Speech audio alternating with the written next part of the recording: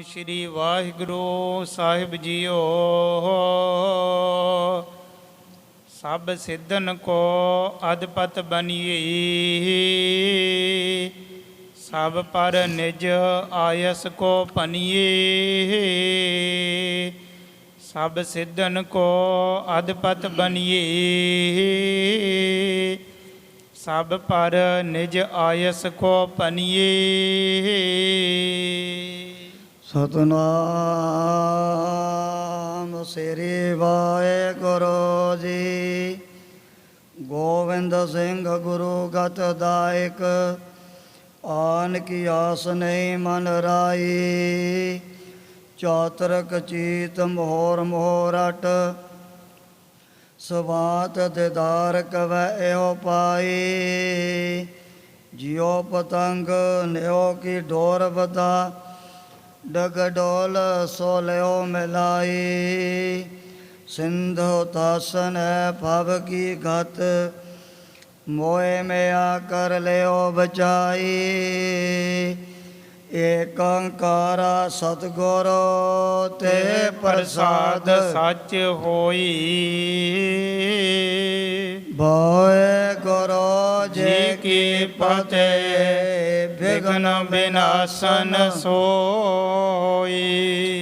भोए गुरु जी के फतेह, विघ्न विनाशन सोई। भाई गुरु जी का खालसा, भाई गुरु जी की फतेह।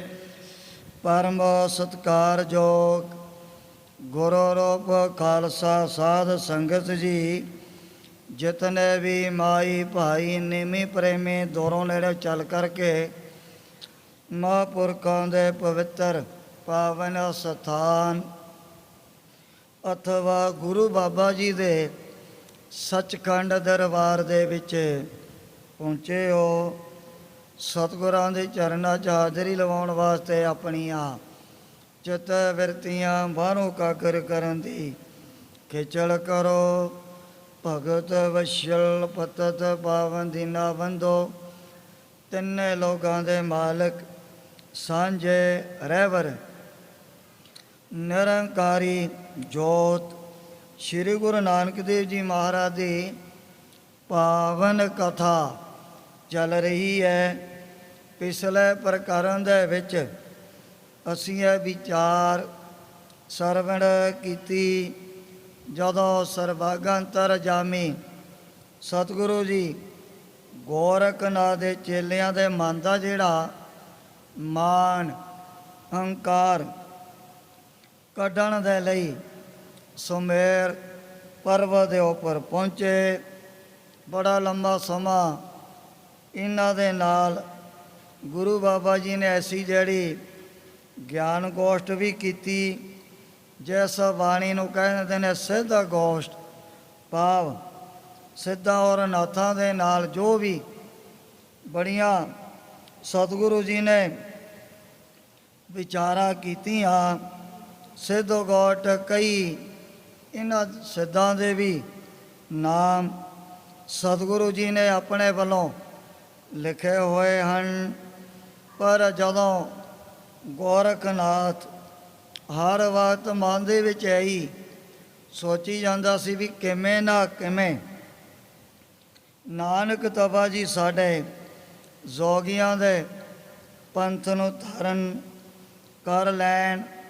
फिर इस पंथ दियां जिहड़ियां धुम्मां दुनिया के कोने कोने च पै जाणियां हन।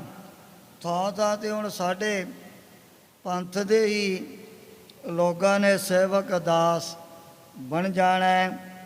और समय पहला झंगरनाथ, पंगरनाथ, कनकनाथ इन्हां ने बड़ियां जिहड़ियां अपनियां माड़ियां मोटियां करामाता शक्तियां द्वारा जो भी इन्हां ने अपने पास समान रखिया होया सी।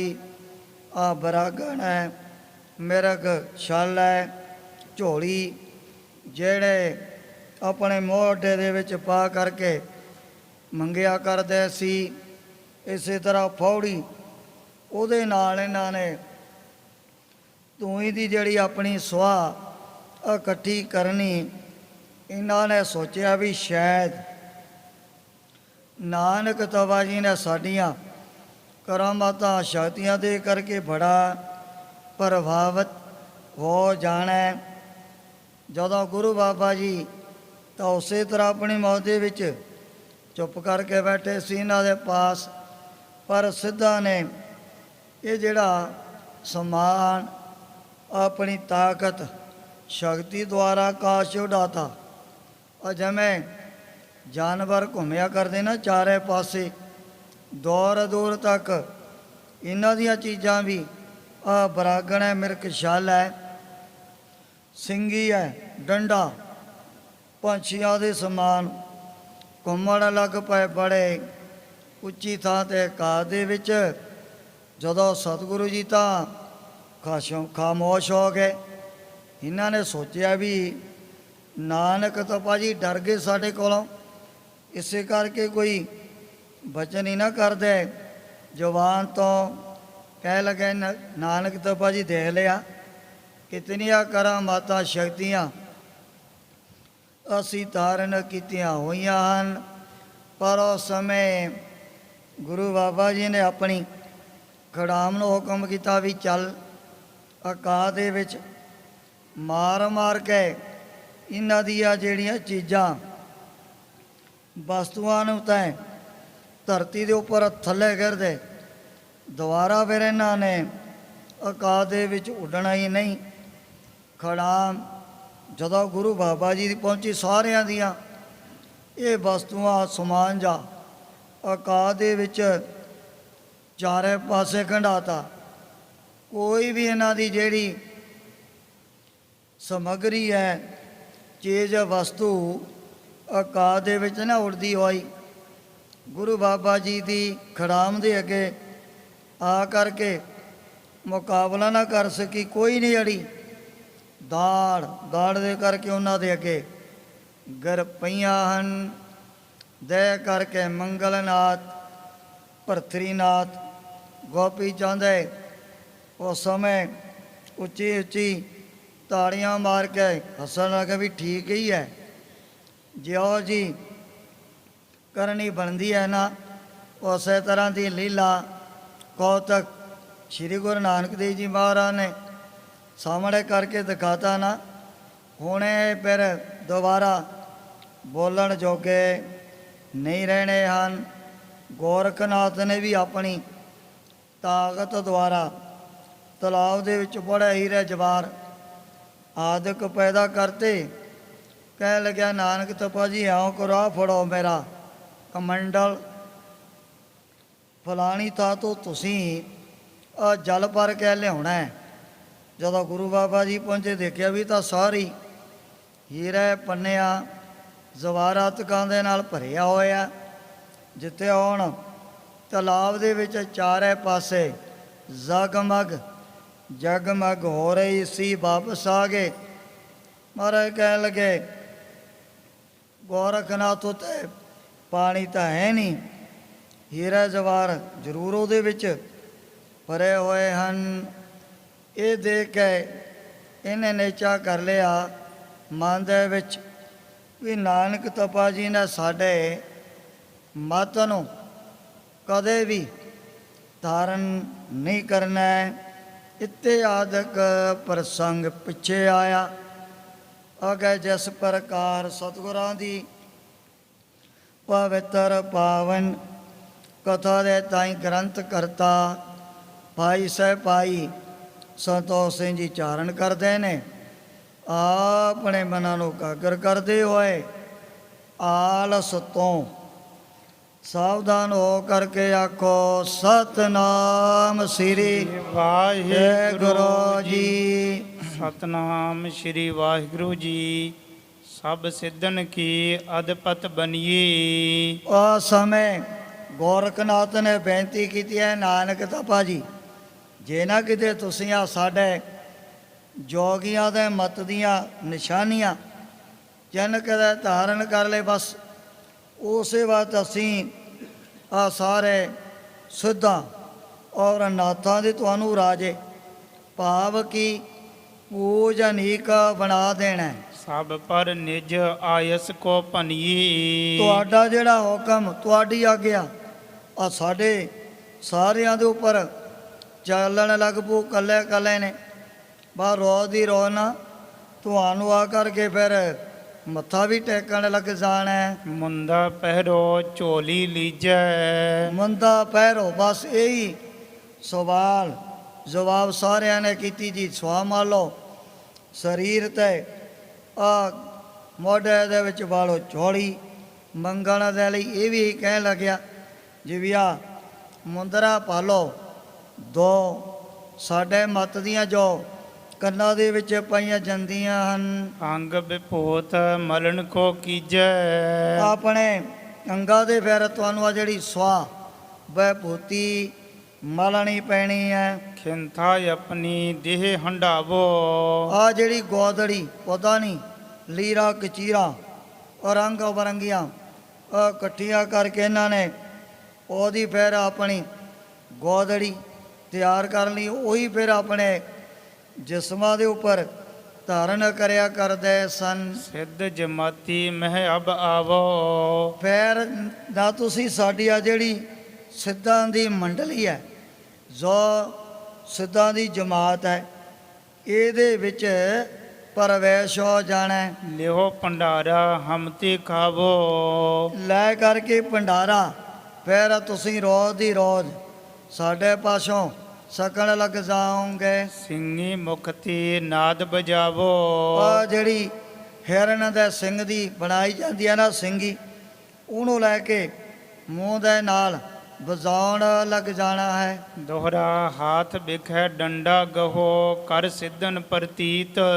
ਸਿੱਧਾਂ ਦੇ ਪੰਥ ਦੇ ਉੱਪਰ ਯਕੀਨ ਭਰੋਸਾ ਧਾਰਨ ਕਰਕੇ ਆ ਡੰਡਾ ਪੜ ਲਓ। ਜਿਹੜਾ ਅਸੀਂ ਹੱਥ ਦੇ ਵਿੱਚ ਫੜ ਕੇ ਰੱਖਦੇ ਆ, ਉਸ ਸਮੇਂ ਸ਼੍ਰੀ ਗੁਰੂ ਨਾਨਕ ਦੇਵ ਜੀ ਮਹਾਰਾਜ ਕਹਿਣ ਲੱਗੇ ਗੋਰਖਨਾਥ ਇਉਂ ਦੱਸ ਆ ਜਿਹੜੀਆਂ ਮੁੰਦਰਾਂ ਨੇ ਸਿੰਘੀ ਹੈ ਹੱਥ ਦੇ ਵਿੱਚ ਫੜ ਕੇ ਰੱਖਦੇ ਹੋ ਡੰਡਾ ਬੈਰਾਗਣ, ਇਹੋ ਜਿਹੀਆਂ ਜਿਹੜੀਆਂ ਜੋਗੀਆਂ ਦੇ ਪੰਥ ਦੀਆਂ ਨਿਸ਼ਾਨੀਆਂ ਕਿਸੇ ਵੀ ਧਾਰਮਿਕ ਗ੍ਰੰਥ ਦੇ ਵਿੱਚ ਤਾਂ ਲਿਖਿਆ ਨਹੀਂ। ਦੱਸੋ ਕਿੱਥੇ ਲਿਖੇ ਹੋਏ ਨੇ ਇਹ ਜਨ ਨਿਸ਼ਾਨੀਆਂ ਪਾਉਣ ਦੇ ਲਈ? ਜਿਹੜੇ ਨੇ ਪੁਰਾਣਾ ਜਾਮ ਜੋਗੇ ਨੂੰ ਕਰਨ ਵਾਲੇ, ਉਹਨਾਂ ਦੇ ਲਈ ਤਾਂ ਆ ਜਿਹੜੇ 8 ਆਸਣ ਦੱਸੇ ਗਏ ਹਨ, ਨੇਮ ਹੈ, ਜਮ ਹੈ, ਪ੍ਰਾਣ ਹੈ, ਇਤਿਆਦਿਕ ਵੀ ਇਹਨਾਂ ਬਾਰੇ ਤਾਂ ਜ਼ਰੂਰ ਆ ਧਰਮ ਗ੍ਰੰਥਾਂ ਦੇ ਵਿੱਚ ਪੜ੍ਹਦੇ ਆ। ਆ ਤੁਹਾਡੀਆਂ ਨਿਸ਼ਾਨੀਆਂ ਬਾਰੇ ਤਾਂ ਕਦੇ ਨਹੀਂ ਅਸੀਂ ਸੁਣਿਆ ਵੀ ਫਲਾਣੇ ਵੈਦਾਂ ਸ਼ਾਸਤਰਾਂ ਜਾਂ ਫਿਰ 27 ਸਿਮਰਤੀਆਂ ਦੇ ਵਿੱਚ ਲਿਖੀਆਂ ਹੋਈਆਂ ਹੋਣ। ਸਤਿਗੁਰੂ ਜੀ ਕਹਿਣ ਲੱਗੇ ਦਿਖਾਓ ਇਹ ਚਿੰਨ੍ਹ ਕਿਸ ਗ੍ਰੰਥ ਦੇ ਵਿੱਚ ਲਿਖੇ ਹੋਏ ਨੇ। ਚੁੱਪ ਕਰਕੇ ਉਹਨਾਂ ਨੂੰ ਫਿਰ ਕੋਈ ਸਵਾਲ ਕਰਨਾ ਨਹੀਂ ਆਇਆ ਸੀ। ਸ਼੍ਰੀ ਗੁਰੂ ਨਾਨਕ ਦੇਵ ਜੀ ਮਹਾਰਾਜ ਨੇ ਕੋਈ ਵੀ ਮਜ਼ਹਬ ਹੈ, ਕੋਈ ਵੀ ਧਰਮ ਹੈ, ਚਾਹੇ ਇਸਲਾਮਤ, ਹਰੇਕ ਨੂੰ ਜਿਹੜੇ ਅੰਤਰੀਵ ਗੁਣ ਉਹਨਾਂ ਨੂੰ ਧਾਰਨ ਕਰਨ ਵਾਸਤੇ ਗੁਰੂ ਬਾਬਾ ਜੀ ਨੇ ਐਸਾ ਉਪਦੇਸ਼ ਬਖਸ਼ਿਆ ਸੀ। ਉਸ ਸਮੇਂ ਕਹਿਣ ਲੱਗੇ ਵੀ ਦਿਖਾਓ ਇਹ ਜਿਹੜੀ ਸੁਆਹ ਡੰਡਾ ਸਿੰਘੀ ਪੜਨ ਦੇ ਲਈ ਕਹਿੰਦੇ ਹੋ ਨਾ ਸਾਨੂੰ, ਵਾਰ ਇਹ ਕਿਸ ਥਾਂ ਤੇ ਲਿਖਿਆ ਹੋਇਆ ਹੈ? ਮਹਾ ਸ਼ਕਤ ਕੋ ਪਾਈ ਹੋ ਜਿਉ ਸਗਲਾ ਜਗ ਜੀਤ। ਵੀ ਸਾਰੀ ਦੁਨੀਆ ਨੂੰ ਜਿੱਤ ਕੇ ਬੜੀਆਂ ਕਰਾਮਾਤਾਂ ਸ਼ਕਤੀਆਂ ਤੁਹਾਨੂੰ ਪ੍ਰਾਪਤ ਹੋ ਜਾਣੀਆਂ ਨੇ। ਚੌਪਈ ਮਿਲ ਆਦੇਸ਼ ਕਹੋ ਆਦੇਸ਼ੋ। ਫਿਰ ਜੋ ਇਹ ਜੋਗੀਆਂ ਦੇ ਪੰਥ ਦਾ ਬੋਲ ਹੈ, ਇੱਕ ਦੂਜੇ ਨੂੰ ਮਿਲ ਕਰਕੇ ਆਦੇਸ਼ ਆਪਣੀ ਰਸਨਾ ਤੋਂ ਉਚਾਰਨ ਕਰਦੇ ਹਨ। ਨਾਥ ਨਾਮ ਹੋਏ ਜੁਗ ਜੁਗ ਬੈਸੋ। ਫਿਰ ਤੁਹਾਡਾ ਨਾ ਇਹ ਸੰਸਾਰ ਦੇ ਵਿੱਚ ਚਾਰੇ ਪਾਸੇ ਜਿਹੜਾ ਹੈ ਨਾਥ ਨਾਨਕ ਹੀ ਨਾਮ ਹੀ ਪ੍ਰਸਿੱਧ ਹੋ ਜਾਣਾ।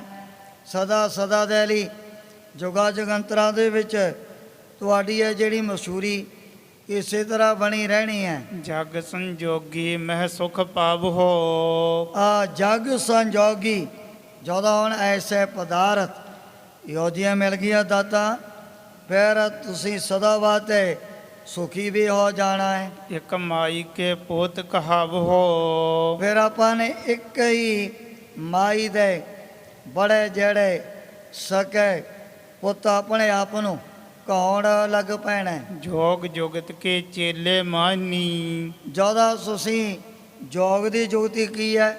ਪਰਮਾਤਮਾ ਦੇ ਨਾਲ ਜੁੜਨਾ।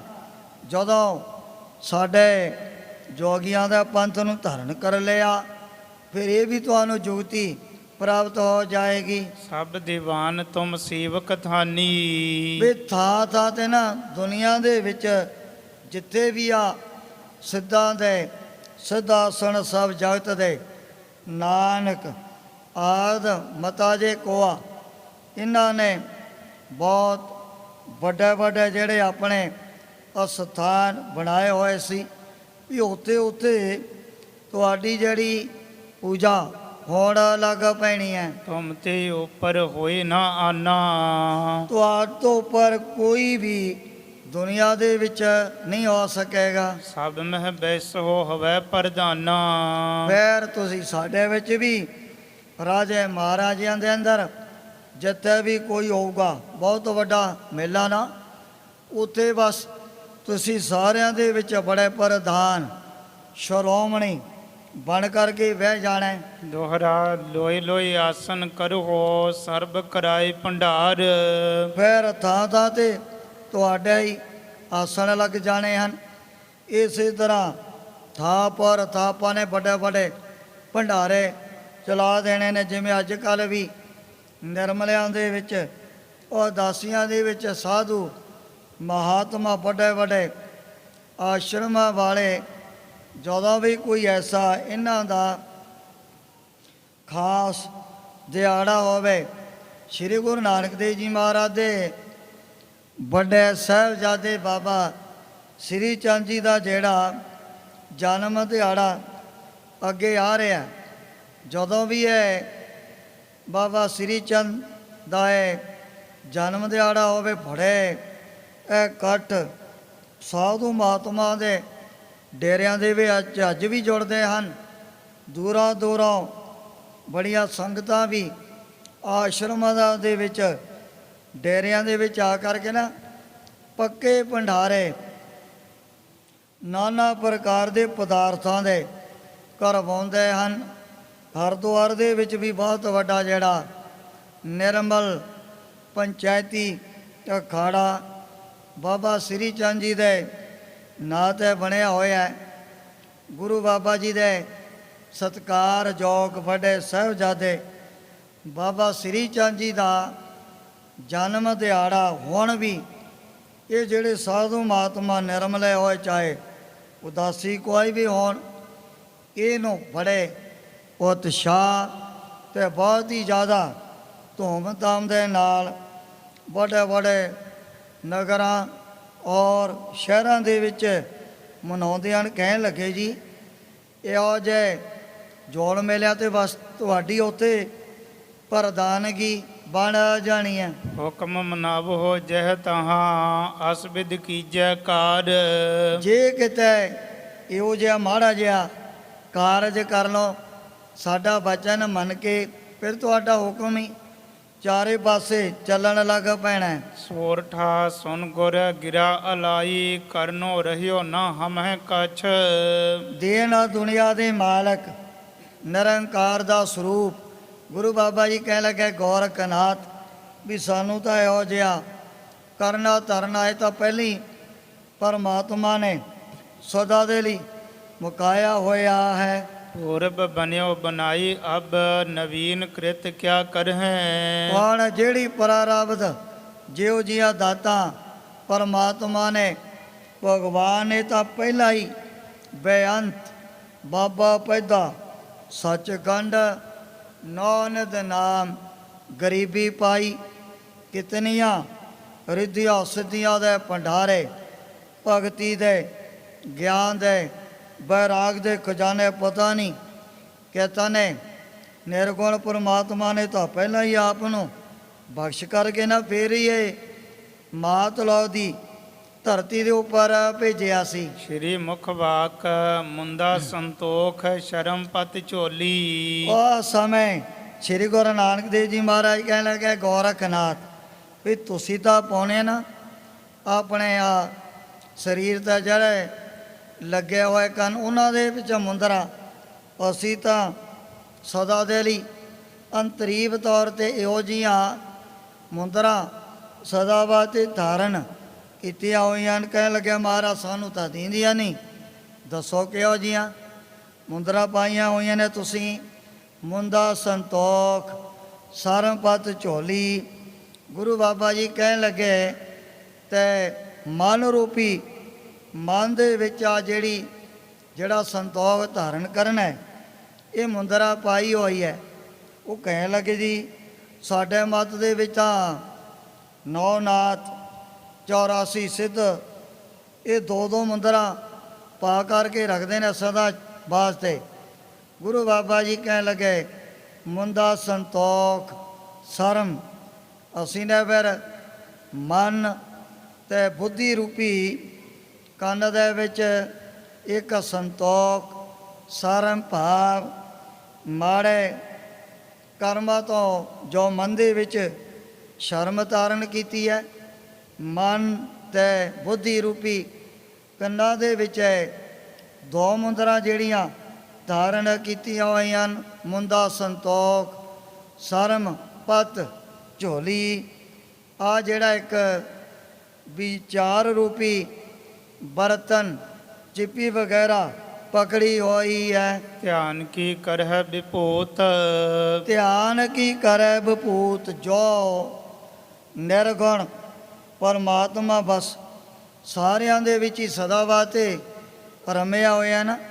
ਜਲ ਥਲ ਮਹੀਲ ਪੂਰਿਆ ਸੁਆਮੀ ਸਿਰਜਨਹਾਰ, ਅਨਕ ਭਾਂਤ ਹੋਏ ਪਸਰਿਆ ਨਾਨਕ ਏਕ ਓੰਕਾਰ ਸਭੈ ਘਟ ਰਾਮ ਬੋਲੇ ਰਾਮਾ ਬੋਲੇ ਰਾਮ ਬਿਨਾ ਕੋ ਬੋਲਾ ਰੇ।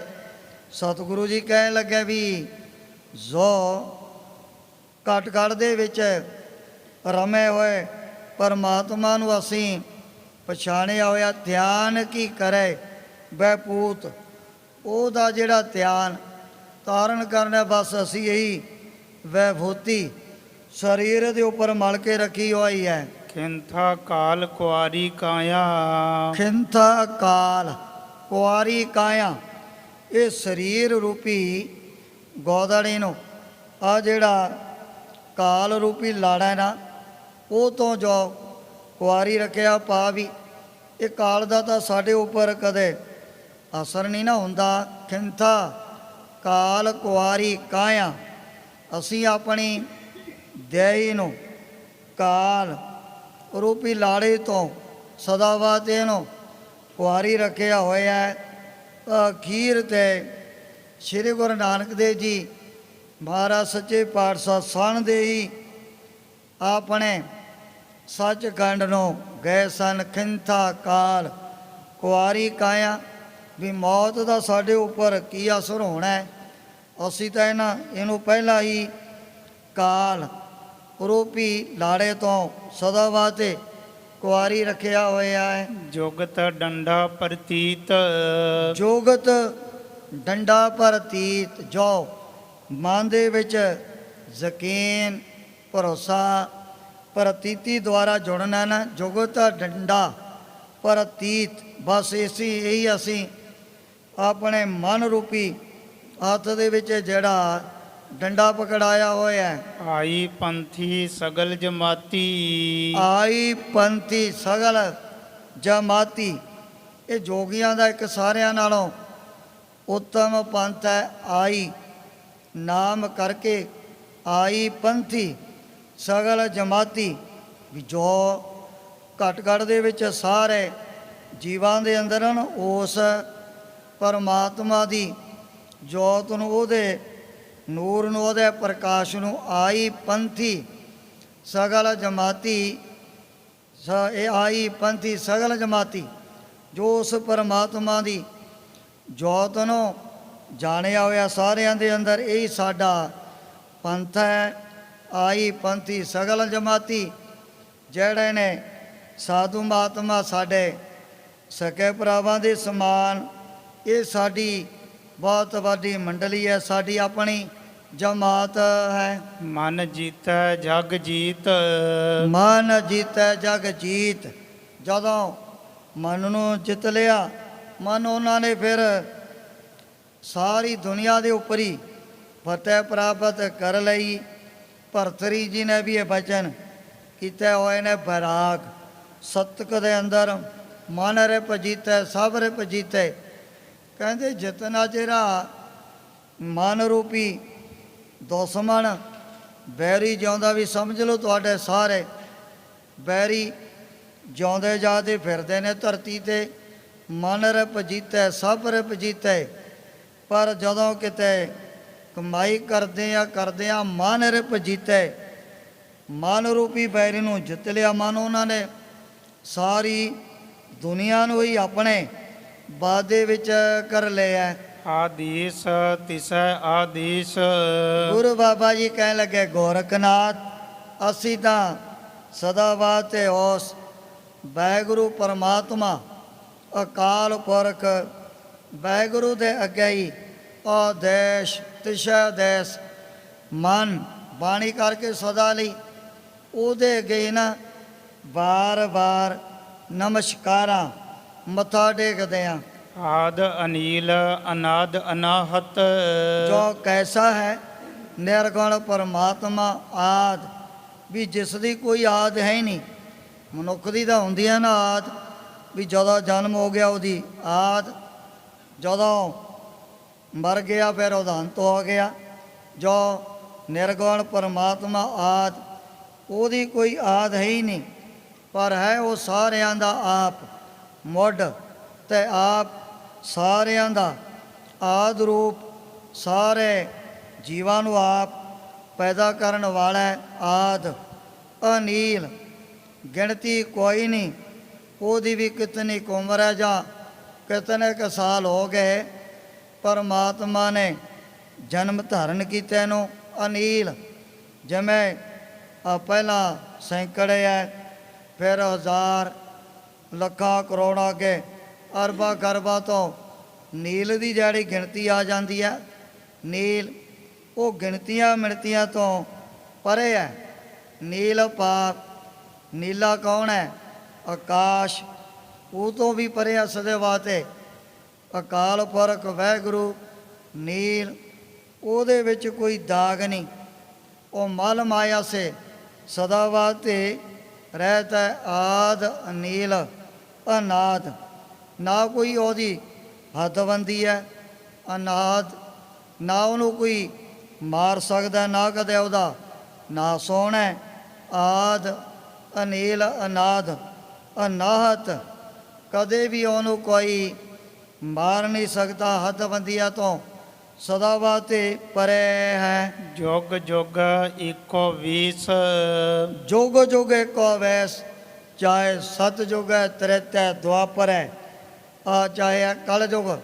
ਇਹਨਾਂ ਸਮਿਆਂ ਦੇ ਵਿੱਚ ਭਾਵੇਂ ਇਹ ਮਨੁੱਖਾਂ ਦੇ ਸਰੀਰਾਂ ਦੀ ਜਿਹੜੀ ਬਣਾਵਟ ਹੈ ਤਾਂ ਬਦਲਦੀ ਰਹਿੰਦੀ ਹੈ, ਕਦੇ ਛੋਟਾ ਹੋ ਗਿਆ, ਕਦੇ ਵੱਡਾ ਹੋ ਗਿਆ। ਨਹੀਂ, ਜੁਗ ਜੁਗ ਏਕੋ ਵੈਸ, ਜੁਗਾ ਜਗੰਤਰਾਂ ਤੋਂ ਲੈ ਕੇ ਬਸ ਉਹਦਾ ਇੱਕੋ ਹੀ ਸਦਾ ਵਾਤੇ ਸਰੂਪ ਹੈ। ਭੁਗਤ ਗਿਆਨ ਦਇਆ ਭੰਡਾਰਨ, ਉਹ ਸਮੇਂ ਗੋਰਖਨਾਥ ਕਹਿ ਲੱਗਿਆ ਮਹਾਰਾਜ ਵੀ ਸਾਡੇ ਭੰਡਾਰਿਆਂ ਦੇ ਵਿੱਚ ਨਾ, ਸਾਡੇ ਆਸ਼ਰਮਾਂ ਦੇ ਵਿੱਚ ਇੱਕ ਤਾਂ ਹੁੰਦਾ ਹੈ ਕੋਠਾਰੀ ਕਹਿ ਦਿੰਦੇ ਨੇ, ਅਤੇ ਦੂਜਾ ਹੁੰਦਾ ਹੈ ਭੰਡਾਰੀ ਪਾ ਵੀ ਹੈ, ਜੋ ਵੀ ਲੰਗਰ ਪਾਣੀ ਦੇ ਪ੍ਰਬੰਧ ਕਰਨ ਵਾਲਾ। ਕੋਠਾਰੀ ਦੇ ਅੰਦਰ ਹੱਥ ਦੇ ਵਿੱਚ ਹੁੰਦੀ ਆ ਸਾਰੇ ਡੇਰੇ ਦੀ ਪਾਵਰ ਮਾਇਆ ਵਗੈਰਾ ਸੰਭਾਲਣੀ। ਭੁਗਤ ਗਿਆਨ ਕਹਿਣ ਲੱਗੇ ਵੀ ਅਸੀਂ ਤਾਂ ਰੋਜ਼ ਦੀ ਰੋਜ਼ ਹੀ ਭੰਡਾਰਿਆਂ ਦੇ ਵਿੱਚ ਅਨੇਕ ਪ੍ਰਕਾਰ ਦੇ ਪਦਾਰਥ ਛਕਦੀ ਰਹਿੰਦੇ ਆ। ਜੇ ਸਾਡੇ ਜੋਗੀਆਂ ਦੇ ਪੰਨ ਦੇ ਵਿੱਚ ਆ ਜਾਓ, ਤੁਹਾਨੂੰ ਵੀ ਐਸੇ ਵੱਡੇ ਵੱਡੇ ਭੰਡਾਰੇ ਪ੍ਰਾਪਤ ਹੋ ਜਾਣੇ ਹਨ। ਉਸ ਸਮੇਂ ਗੁਰੂ ਬਾਬਾ ਜੀ ਕਹਿਣ ਲੱਗੇ, ਗੋਰਖਨਾਥ ਭਗਤ ਗਿਆਨ, ਜਿਹੜਾ ਗਿਆਨ ਪ੍ਰਾਪਤ ਕਰਨਾ, ਬਸ ਅਸੀਂ ਤਾਂ ਇਸੇ ਦਾ ਆਨੰਦ, ਇਸੇ ਦਾ ਰਸ, ਇਹੀ ਜਿਹੜਾ ਸਦਾ ਵਾਸਤੇ ਭੋਜਨ ਛਕਦੇ ਰਹਿੰਦੇ ਆ। ਭਗਤ ਗਿਆਨ ਦਇਆ ਭੰਡਾਰਨ, ਭੰਡਾਰਨ ਕਿਹੜੀ ਹੈ ਵੀ ਜੋ ਗੁਰੂ ਬਾਬਾ ਜੀ ਵੱਡੇ ਵੱਡੇ ਚੋਰਾਂ ਡਾਕੂਆਂ, ਵੱਡੇ ਵੱਡੇ ਜਿਹੜੇ ਕਪਟ ਛਲ ਦੇ ਨਾਲ ਭਰੇ ਹੋਏ ਸੱਜਣ ਠੱਗ ਵਰਗੇ, ਉਹਨਾਂ ਦੇ ਉੱਪਰ ਜੋ ਵੀ ਦਇਆ ਰਹਿਮ ਕਰਨੀ, ਦਇਆ ਭੰਡਾਰਨ। ਗੁਰੂ ਬਾਬਾ ਜੀ ਕਹਿੰਦੇ ਗੋਰਖਨਾਥ ਵੀ ਜੋ ਹਰੇਕ ਦੇ ਉੱਪਰ ਨਾ ਦਇਆ ਔਰ ਰਹਿਮ ਕਰਨਾ, ਇਹ ਸਾਡੀ ਜਿਹੜੀ ਭੰਡਾਰਨ ਪਦਾਰਥਾਂ ਨੂੰ ਵਰਤਾਉਣ ਵਾਲੀ ਬਣੀ ਹੋਈ ਹੈ। ਘਟ ਘਟ ਵਾਜੈ ਨਾਦ, ਘਟ ਘਟ ਵਾਜੈ ਨਾਦ, ਜੋ ਘਟ ਘਟ ਦੇ ਵਿੱਚ ਇੱਕ ਵਾਹਿਗੁਰੂ ਦੀ ਆਵਾਜ਼ ਧੁਨੀ, ਜੋ ਵੀ ਪ੍ਰਾਣੀ ਆਪੋ ਆਪਣੀ ਜ਼ੁਬਾਨ ਤੋਂ ਬੋਲਦੇ ਨੇ ਨਾ, ਨਾਨਾ ਪ੍ਰਕਾਰ ਦੀਆਂ ਬੋਲੀਆਂ, ਘਟ ਘਟ ਵਾਜੈ ਨਾਦ, ਜੋ ਘਟ ਘਟ ਦੇ ਵਿੱਚ ਬਸ ਉਸੇ ਭਗਵਾਨ ਦੀ ਆਵਾਜ਼ ਸੁਣਦਿਆਂ ਹੀ ਸਾਡੇ ਲਈ ਆ ਵੱਡੇ ਵੱਡੇ ਬਾਜੇ ਵੱਜ ਰਹੇ ਹਨ। ਆਪ ਨਾਥ ਨਾਥੀ ਸਭ ਜਾਂ ਕੀ, ਆਪ ਨਾਥ ਨਾਥੀ ਸਭ ਜਾ ਕੀ, ਉਹ ਪਰਮਾਤਮਾ ਹੀ ਸਾਰਿਆਂ ਦਾ ਨਾਥ ਮਾਲਕ ਸੁਆਮੀ ਬਣਿਆ ਹੋਇਆ ਨਾ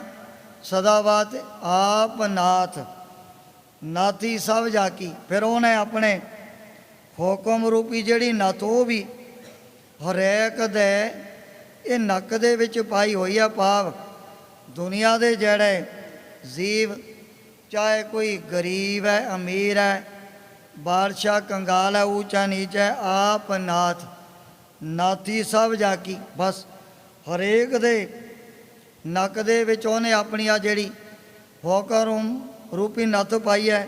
ਪਰਮਾਤਮਾ ਦੀ ਆਗਿਆ ਦੇ ਵਿੱਚ ਹੀ ਸਦਾ ਵਾਸਤੇ ਜਿਹੜੇ ਜੀਵ ਚੱਲਦੇ ਹਨ, ਇਹ ਸਾਡਾ ਜਿਹੜਾ ਨਾਥ ਸੁਆਮੀ ਮਾਲਕ ਹੈ। ਰਿੱਧ ਸਿੱਧ ਅਵਰਾ ਸਾਧ, ਰਿੱਧ ਸਿੱਧ ਅਵਰਾ ਸਾਧ, ਗੋਰਖਨਾਥ ਨੇ ਬੇਨਤੀ ਕੀਤੀ ਤੁਹਾਨੂੰ ਫਿਰ ਰਿੱਧੀਆਂ ਸਿੱਧੀਆਂ ਵੀ ਬੜੀਆਂ ਪ੍ਰਾਪਤ ਹੋ ਜਾਣੀਆਂ ਹਨ।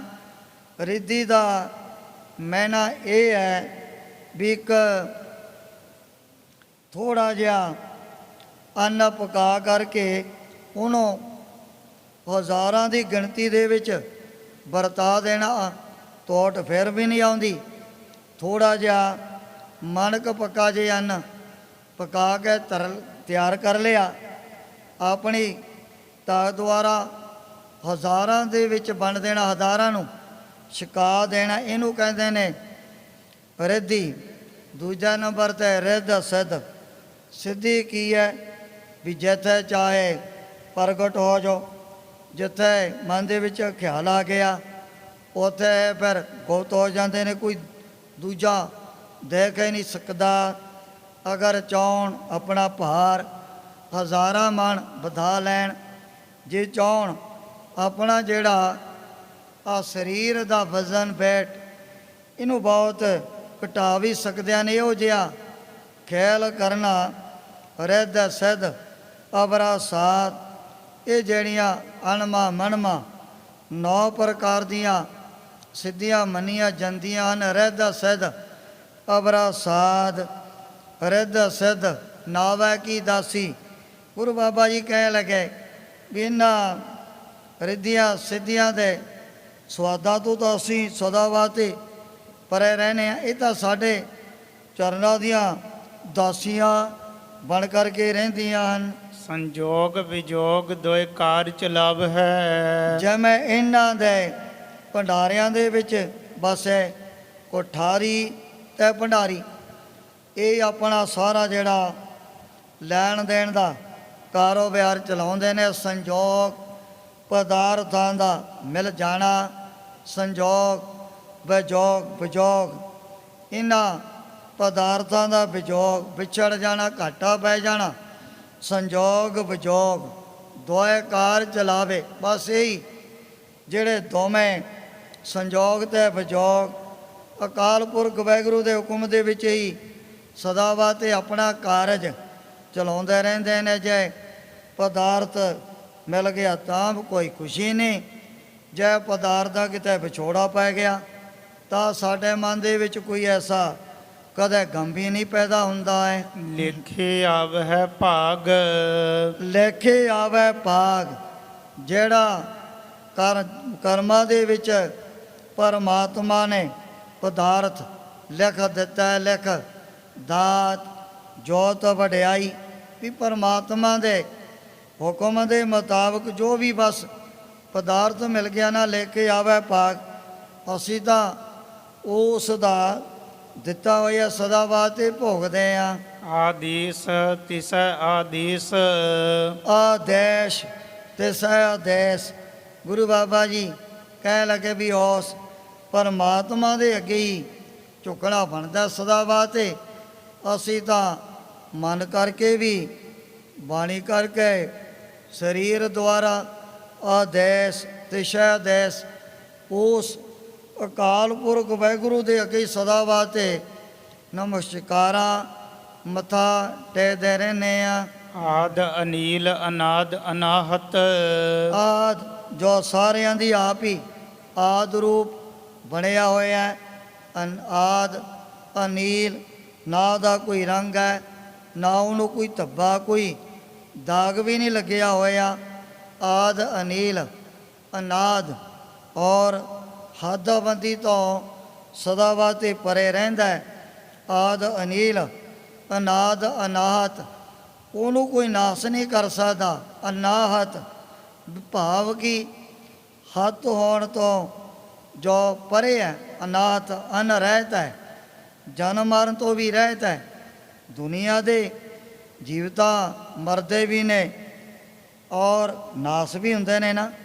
ਅਨਾਹਤ, ਪਰ ਉਹ ਦੂਜਿਆਂ ਨੂੰ ਤਾਂ ਨਾਸ ਕਰਨ ਵਾਲਾ ਜ਼ਰੂਰ ਹੈ, ਪਰ ਉਹਦਾ ਕਦੇ ਵੀ ਤਿੰਨੇ ਕਾਲਾਂ ਦੇ ਵਿੱਚ ਕਦੇ ਨਾਸ ਨਹੀਂ ਹੋਏਗਾ। ਜੁਗ ਜੁਗ ਏਕੋ ਵੀਸ, ਜੁਗ ਜੁਗ ਏਕੋ ਵੈਸ। ਬਸ ਉਹਨੇ ਤਾਂ ਜੁਗਾ ਜਗੰਤਰਾਂ ਤੋਂ ਲੈ ਕੇ ਇੱਕੋ ਹੀ ਆਪਣਾ ਜਿਹੜਾ ਨਿਰਗੁਣ ਰੂਪ ਧਾਰਨ ਕੀਤਾ ਹੋਇਆ। ਏਕਾ ਮਾਈ ਜੁਗਤ ਵਿਆਈ, ਏਕਾ ਮਾਈ ਜਗਤ ਵਿਆਈ। ਏਕਾ ਮਾਈ ਉਹ ਸਮੇਂ ਗੁਰੂ ਬਾਬਾ ਜੀ ਦੇ ਅੱਗੇ ਇਹਨਾਂ ਨੇ ਸਵਾਲ ਪਾਇਆ, ਏਕਾ ਮਾਈ ਵੀ ਇੱਕ ਸਾਡਾ ਐਸਾ ਬਹੁਤ ਵੱਡਾ ਉੱਤਮ ਪੰਥ ਹੈ ਏਕਾ ਮਾਈ, ਜਿਹਨੂੰ ਏਕਾ ਮਾਈ ਨਾਮ ਦੀ ਜਿਹੜੀ ਸੰਗਿਆ ਦਿੱਤੀ ਜਾਂਦੀ ਹੈ। ਇਹਨੂੰ ਹੀ ਫਿਰ ਜਿਹੜੇ ਗੋਰਖਨਾਥ ਦੇ ਚੇਲੇ ਔਰ ਸੇਵਕ ਦਾ ਸਾਰਿਆਂ ਨਾਲੋਂ ਉੱਤਮ ਸ੍ਰੇਸ਼ਟ ਮੰਨਦੇ ਹਨ। ਏਕਾ ਮਾਈ, ਇੱਕ ਮਾਈ ਨੇ ਆ ਕਰਕੇ ਕਹਿੰਦੇ ਗੋਰਖਨਾਥ ਦੇ ਅੱਗੇ ਬੇਨਤੀ ਕੀਤੀ ਵੀ ਮੈਂ ਤੁਹਾਡੇ ਆ ਪੰਜਾਂ ਤੱਤਾਂ ਦੇ ਸਰੀਰ ਤੋਂ ਔਲਾਦ ਪੈਦਾ ਕਰਨੀ ਚਾਹੁੰਦੀ ਹਾਂ। ਮੇਰੇ ਮਨ ਦੇ ਵਿੱਚ ਵਿਚਾਰ ਪੈਦਾ ਹੋ ਗਈ।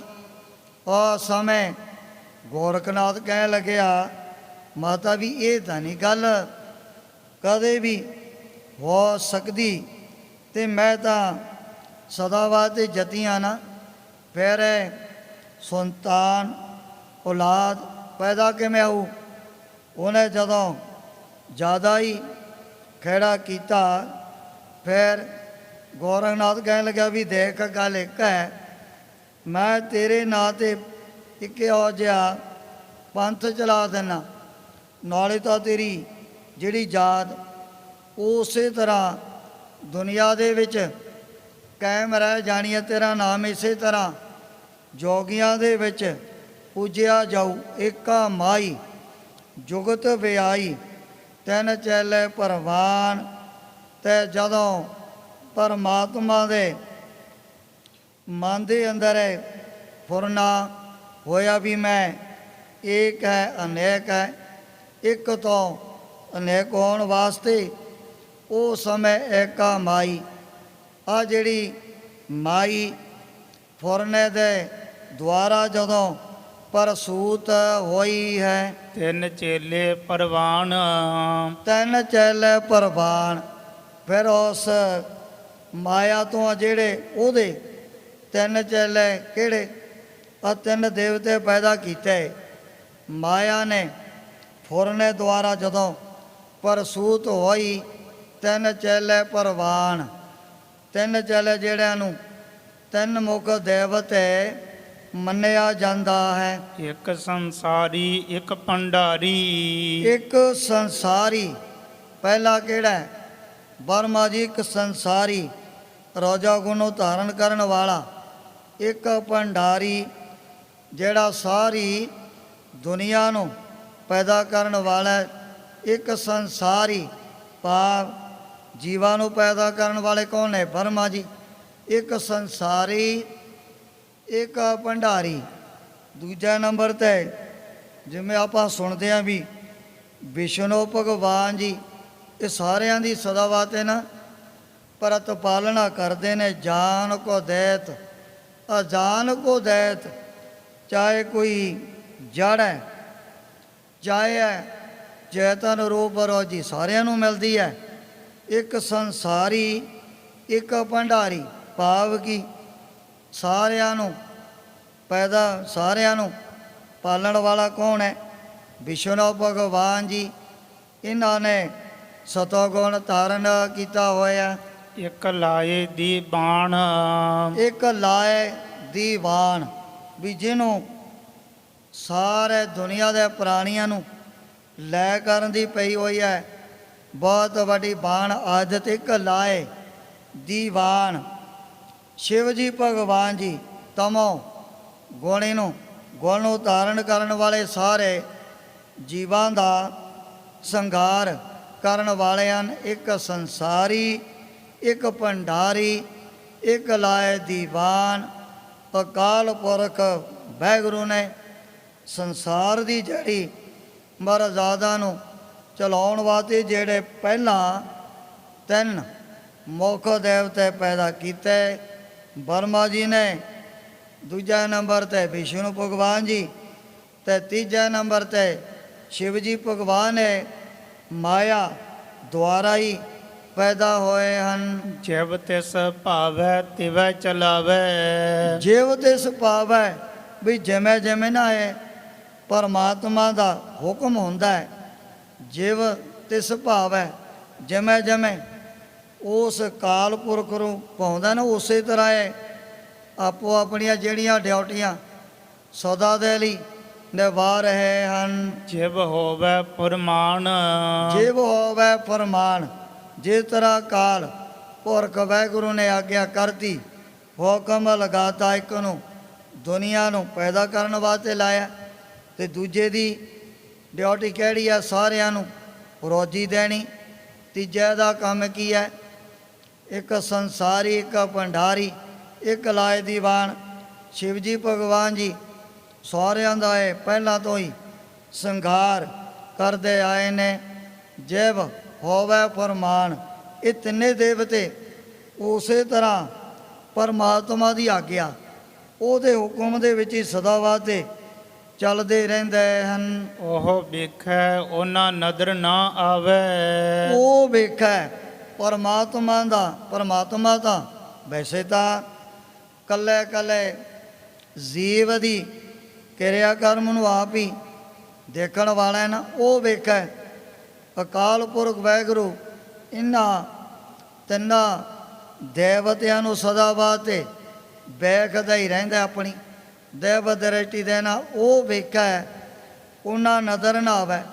ਪਰ ਇਹ ਜਿਹੜੇ ਤਿੰਨੇ ਦੇਵਤੇ ਨਾ, ਬਰਮਾ ਜੀ ਹੋਏ, ਵਿਸ਼ਨੂੰ ਜੀ ਹੋਏ, ਸ਼ਿਵ ਜੀ, ਇਹ ਉਹਨੂੰ ਕਦੇ ਵੀ ਦੇਖ ਨਹੀਂ ਸਕਦੇ ਹਨ। ਉਹ ਵੇਖੈ, ਉਹਨਾਂ ਨਜ਼ਰ ਨਾ ਆਵੇ।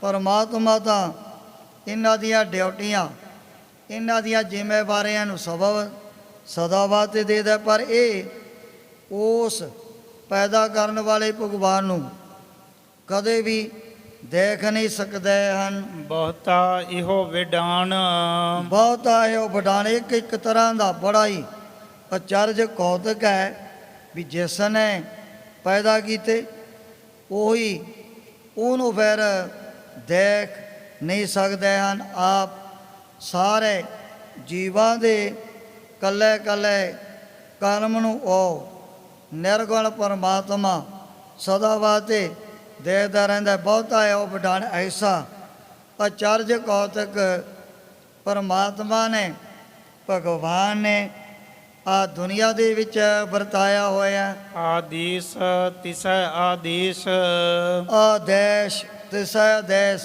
ਗੁਰੂ ਬਾਬਾ ਜੀ ਕਹਿਣ ਲੱਗੇ ਗੋਰਖਨਾਥ ਵੀ ਅਸੀਂ ਤਾਂ ਉਸ ਭਗਵਾਨ ਨੂੰ, ਦੀਨ ਦੁਨੀਆ ਦੇ ਮਾਲਕ ਨੂੰ, ਪਰਮਾਤਮਾ ਦੇ ਅੱਗੇ ਵਾਰ-ਵਾਰ ਆਪਣਾ ਜਿਹੜਾ ਸੀਸ ਝੁਕਾਉਂਦੇ ਆ। ਆਦ ਅਨੀਲ ਅਨਾਦ ਅਨਾਹਤ, ਆਦ ਉਹਦੀ ਕੋਈ ਆਦ ਨਹੀਂ ਦੂਜਿਆਂ ਦਾ, ਆਪ ਭਾਵੇਂ ਮੁੱਢ ਰੂਪ ਸਦਾ ਵਾਸਤੇ ਹੈ, ਨੀਲ ਔਰ ਸਦਾ ਵਾਸਤੇ ਗਿਣਤੀਆਂ ਮਿਣਤੀਆਂ ਤੋਂ ਪਰੇ, ਆਦ ਅਨੀਲ ਅਨਾਦ, ਨਾ ਉਹਦੀ ਕੋਈ ਹੱਦਬੰਦੀ ਹੈ। ਜਿਵੇਂ ਦੇਸਾਂ ਦੀਆਂ ਆਉਂਦੀਆਂ ਨੇ ਵੀ ਇੱਥੋਂ ਤੱਕ ਇਹਦੀ ਹੱਦਬੰਦੀ ਹੈ, ਉਹ ਹੈ ਐਸੀਆਂ ਹੱਦਬੰਦੀਆਂ ਤੋਂ ਸਦਾ ਵਾਸਤੇ ਪਰੇ, ਆਦ ਅਨੀਲ ਅਨਾਦ ਅਨਾਤ, ਸਾਰਿਆਂ ਨੂੰ ਨਾਸ ਕਰਨ ਵਾਲੇ ਉਹ ਨਿਰਗੁਣ ਪਰਮਾਤਮਾ, ਉਹਨੂੰ ਕੋਈ ਵੀ ਕਦੇ ਨਾਸ ਨਹੀਂ ਕਰ ਸਕਦਾ। ਆਦ ਅਨੀਲ ਅਨਾਦ ਅਨਾਤ, ਜੁਗ ਜੁਗ ਕੋ ਵੈਸ, ਜੁਗਾ ਜਗੰਤਰਾਂ ਤੋਂ ਉਹਨੇ ਦਾ ਬਸ ਆਪਣਾ ਇੱਕੋ ਹੀ ਜਿਹੜਾ ਨਿਰਗੁਣ ਸਰੂਪ ਧਾਰਨ ਕੀਤਾ ਹੋਇਆ ਹੈ। ਹੁਣ ਜਿਸ ਪ੍ਰਕਾਰ ਗੁਰੂ ਬਾਬਾ ਜੀ ਨੇ ਅਗਲੇ ਸ਼ਬਦ ਦੁਆਰਾ ਗੋਰਖਨਾਥ ਦੇ ਪ੍ਰਸ਼ਨਾਂ ਦਾ ਜਿਹੜਾ ਉੱਤਰ ਦੇਣਾ ਹੈ, ਉਸ ਪ੍ਰਸੰਗ ਦੀ ਵਿਚਾਰ ਅੱਗੇ ਕੀਤੀ ਜਾਏਗੀ। ਇਉਂ ਸ੍ਰੀ ਗੁਰੂ ਨਾਨਕ ਦੇਵ ਜੀ ਮਹਾਰਾਜ ਗੁਰਤਾ ਗੱਦੀ 'ਤੇ ਬਿਰਾਜਮਾਨ ਹੋ ਕੇ ਆਪਣੇ ਪਵਿੱਤਰ ਉਪਦੇਸ਼ ਅਤੇ ਦਰਸ਼ਨਾਂ ਦੁਆਰਾ ਬੜ ਭਾਗੇ ਗੁਰ ਸਿੱਖਾ ਤਾਈ ਨੇ ਹਾਲ ਕਰ ਰਹੇ ਨੇ। ਆਦੀਸ ਤਿਸੈ ਆਦੀਸ਼, ਆਦ ਅਨੀਲ ਅਨਾਦ ਅਨਾਹਤ, ਜੁਗ ਜੁਗ ਏਕੋ ਵੀਸ। ਆਦੀਸ਼ ਤਿਸੈ ਆਦੀਸ਼, ਆਦ ਅਨੀਲ ਅਨਾਦ ਅਨਾਹਤ, ਜੁਗ ਜੁਗ ਏਕੋ ਵੀਸ। ਏ ਚੌਥੇ ਪਾਰ ਬ੍ਰਹਮ ਅਵਨਾਸੀ ਅਗ, ਏ